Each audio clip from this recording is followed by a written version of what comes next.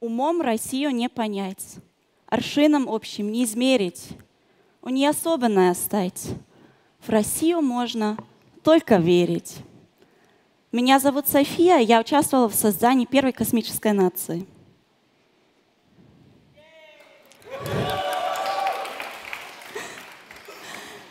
Actually, I just realized when I was talking to a former colleague today that it was today exactly a year ago that I was standing on a stage very much as I am right now, and I was welcoming 500 citizens from all around the world who called themselves space citizens. But now I'm getting ahead of myself. Probably the name of the talk and the fact that I'm standing here talking Russian to you has given me away already. The phenomenon I want to share with you today that I found myself more or less accidentally in does not really fit into any of the tracks that the Tamedia Exchange is presenting.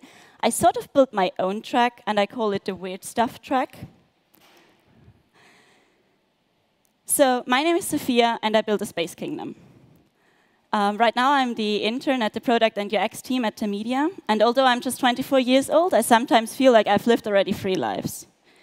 And in one of those lives, I worked with Russian oligarchs while studying transcultural communications with Russian as a foreign language in Vienna.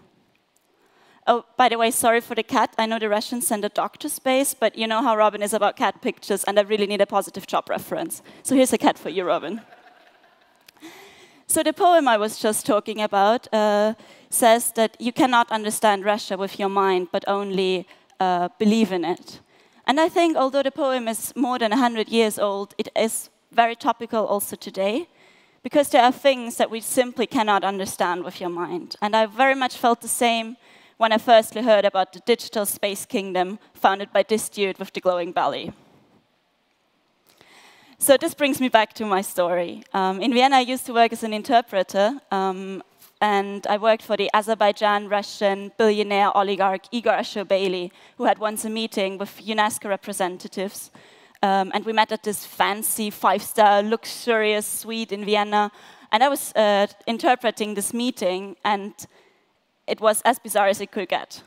So basically, this is what was talked about. Imagine a few decades from now, there's at the UN a new flag. You know, like the UN buildings, and you have all those flags. So there's now a new flag. It's blue and gold, and it's fluttering. And then there's a new currency. It's called the solar, and it's going great guns on the stock market. Besides that, there are space arcs filled with thousands of people orbiting space, and there is a human colony on the moon, and a forever united, loving, peaceful humanity lives in space. A utopia from today's perspective. You can imagine I had a hell lot of questions about founding a space nation with Russian money. And it was actually not far after that very bizarre meeting in the 5-star hotel in Vienna that that Igor actually approached me and asked me to become his event manager for Asgardia. You know, I thought, I'm 22 years old, I have no experience whatsoever in founding space nations. Of course I said yes. That's, by the way, me at the inauguration at Vienna, the live stream, but I'm getting again ahead of myself. So what is this Asgardia all about? Asgardia is not just a digital platform. It has launched a satellite with 0.5 terabyte of data.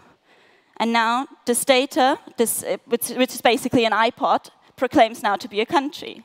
Because apparently, the fact that satellite is outside in space gives you the right to proclaim yourself to being a country because you got territory, right? Asgardia has a population of 1 million who signed up and registered their details online in order to become Asgardians.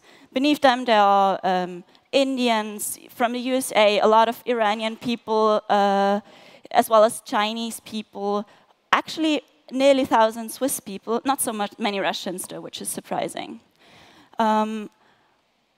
Also, I have to say, 1 million followers is like 3 times as much as Liechtenstein, right, René? Also, the gender is very equally, it's like the proportion, or rather disproportion, 80% male, 20% female. But we are diverse, right? We can't have everything. So you also can get a resident in Asgardia. What's the difference of being a resident? To actually become a resident, you have to accept the constitution of Asgardia.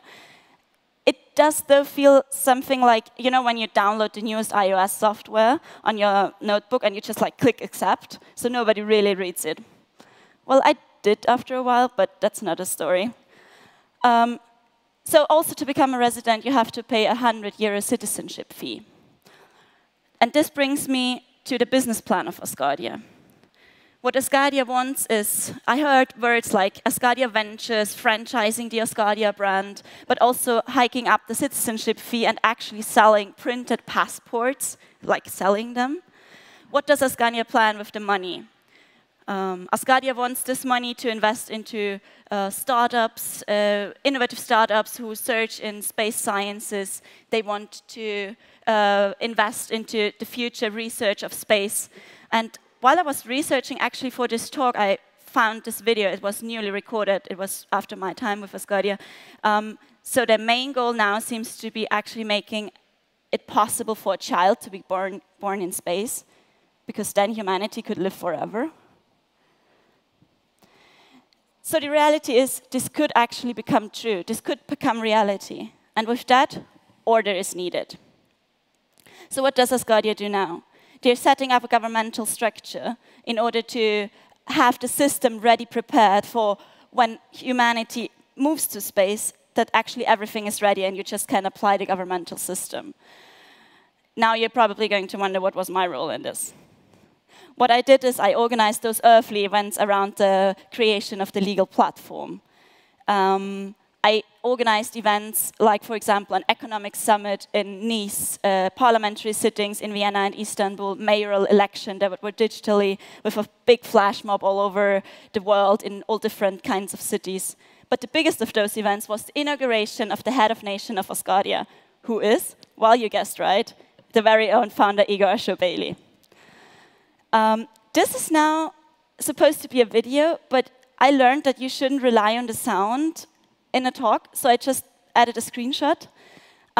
Basically, he's saying that the nation has been established, but I'll just try and give you the feeling of how this is supposed to sound. It's something like, Asgardia, the first nation in the history of humankind, has been born.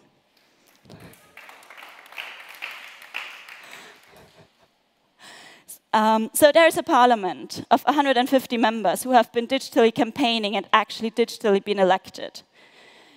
This parliament consists of people from 30 different countries speaking 12 different languages. And I organized the first in-persona meeting of those people from all around the globe, from South Africa, from the smallest villages in USA. They've never been outside the US before. Like all those people gathering together to the first parliamentary sitting with translators, interpreters, everything. And on this meeting, you would think that such an international community, there's conflict potential. There actually can...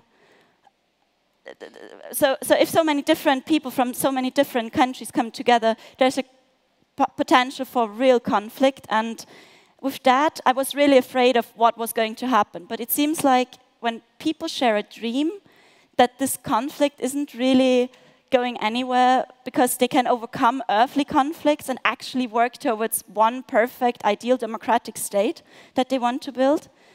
So that was really fascinating for me, and that was the first moment when I actually shared some sort of admiration for this whole project. This is again him and supposed to be a video. I'll just go for it.